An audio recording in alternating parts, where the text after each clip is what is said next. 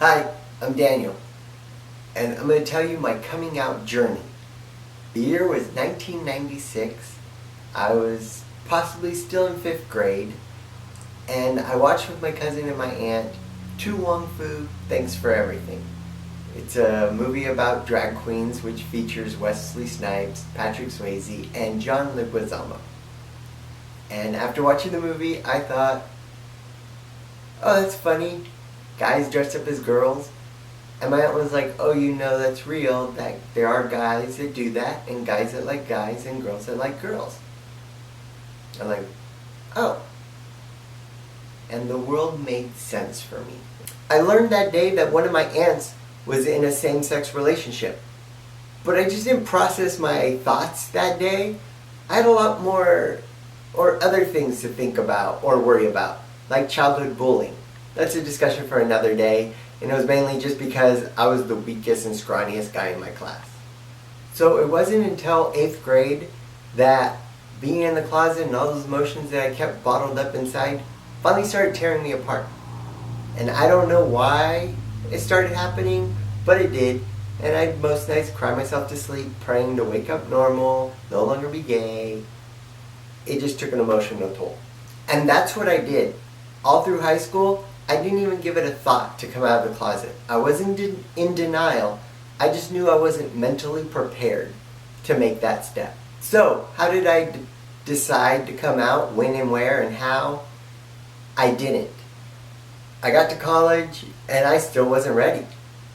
I was one day studying for finals, my fall semester, my second year of college, and I was talking to a friend of mine, and she was telling me how she was on AIM. Yes, I'm that old. Not on her instant messaging account, she was on mine. I left my computer on all the time. I never had a password for anything. I let anyone use it. I didn't care. There was nothing to hide on there. There probably was stuff, but I really didn't care. And she was asking me about someone she was talking to on my list of friends. I thought, oh my gosh, she found one of the guys that I've been talking to. So right away I blurted out, I like guys. Come to find out, that's not what she was going to talk to me about. And to this day, when I asked her what she was going to talk about, she doesn't remember.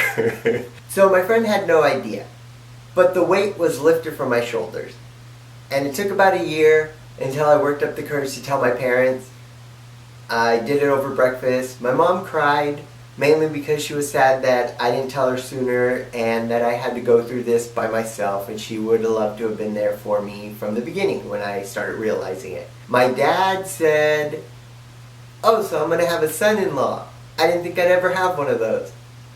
Yeah, not the response I was expecting. But apparently later he told me he's always known since I was a kid. So he just was waiting until I was ready. The take-home message from my video of my coming out journey is mainly do it when you're ready. Also when you're in a safe environment. It's not a race. You've got to be mentally prepared. Accept yourself first before you expect others to accept you.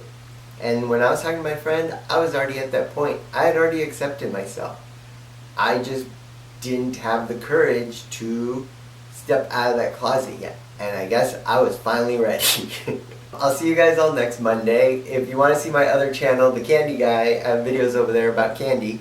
And I'll see you guys later. Bye!